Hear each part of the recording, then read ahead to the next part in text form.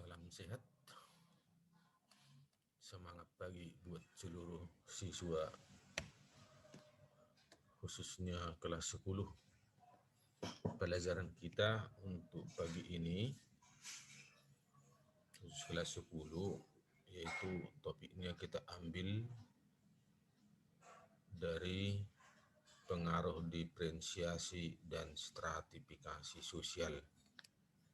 Coba anak-anak perhatikan, diferensiasi itu sifatnya perbedaan yang sederajat atau horizontal, seperti perbedaan suku, agama, ras, seperti itu.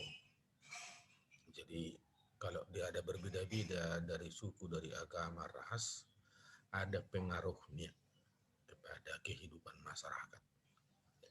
Demikian juga stratifikasi sosial, perbedaan yang sifatnya tingkatan, bertingkat, berlapis.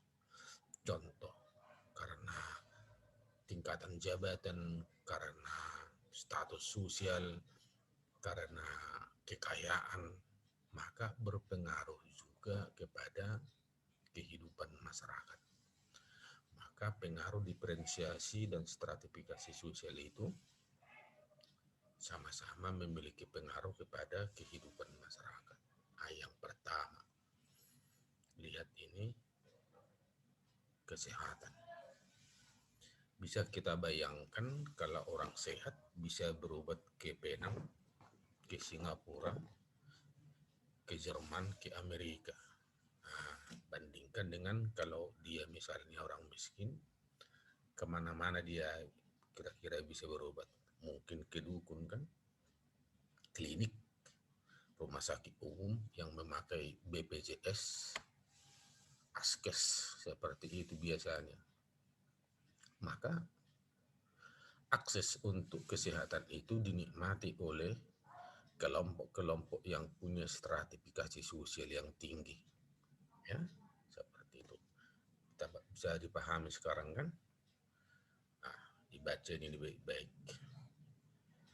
Kemudian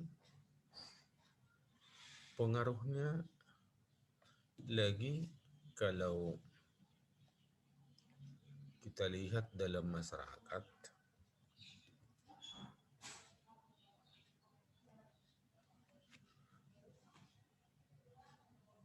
dalam bidang pendidikan, apakah punya pengaruh? Sangat berpengaruh sekali. Ya, artinya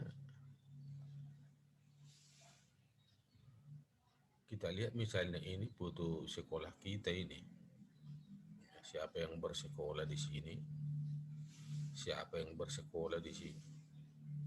Kan dipengaruhi oleh stratifikasi, dipengaruhi oleh suku, dipengaruhi oleh agama. Ya, maka pendidikan ini juga ada hubungannya dengan diferensiasi dengan stratifikasi sosial. Misalkan saja, agama apa yang datang ke sekolah kita, suku apa yang datang, ras apa yang datang, seperti itu. Bandingkan misalnya yang datang ke SMA Budi Mulia, yang datang misalnya ke Tandean, yang datang misalnya ke Juanda, dan sebagainya.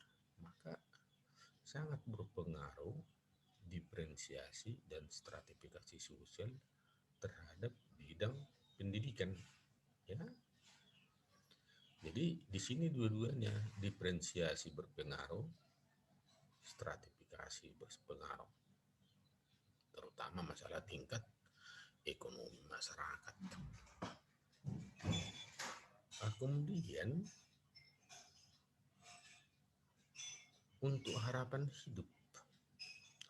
hidup yang lebih baik, masa depan yang cemerlang, keturunan di kemudian hari yang punya harapan yang lebih baik, ya pasti berpengaruh.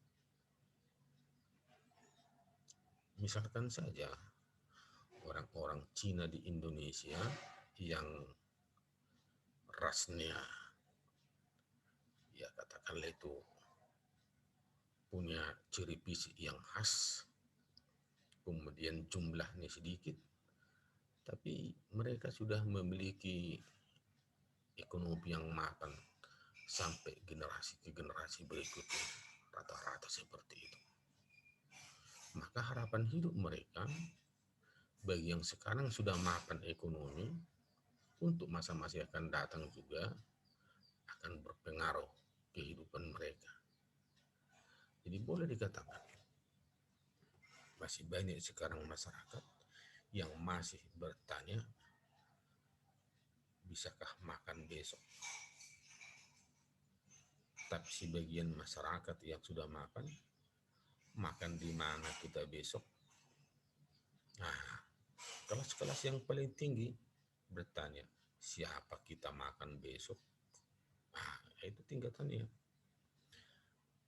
Makan apa besok, makan di mana besok, siapa dimakan besok. Nah, itulah kepentingan ekonomi. Maka harapan hidup yang rendah umumnya terdapat pada masyarakat kelas bawah. Ya, harapan hidup yang tinggi itu adalah miliknya orang-orang yang sudah mapan secara ekonomi. Maka dengan demikian, anak-anak, apa yang kau lakukan sekarang ini, apa yang Anda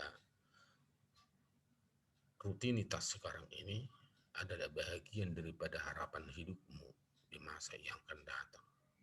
Anda menabung ilmu hari ini, maka bekal hidupmu di masa akan datang akan lebih baik. Anda malas-malas belajar hari ini, berarti Anda tidak menabung, tidak berbuat apa-apa, harapan hidupmu terancam di masa yang akan datang. Ingat itu. Maka tidak banyak-banyak yang mau kita bicarakan pada hari ini. Maka kita teruskan ini. Perhatikan, ini hanya gambar-gambar, tidak perlu kau gambar ini. Hanya perhatikan perbandingan orang-orang yang punya harapan hidup lebih baik dengan harapan hidup orang-orang yang curam di masa yang akan datang. Maka tugasmu jangan lupa catat materinya, kemudian cari artikel ini. Potret pemukiman kumuh warga Petamburan korban penggusuran 22 tahun yang lalu. Buat ringkasannya, ringkasan dari artikel ini. Kemudian nanti halamannya kira-kira 3/4 sampai 1 halaman. Dan laporkan di CF dengan PDF. Jangan lupa buat identitasmu. Oke? Maka pelajaran yang singkat tapi ambil kualitasnya, maka Anda akan mendapatkan hikmah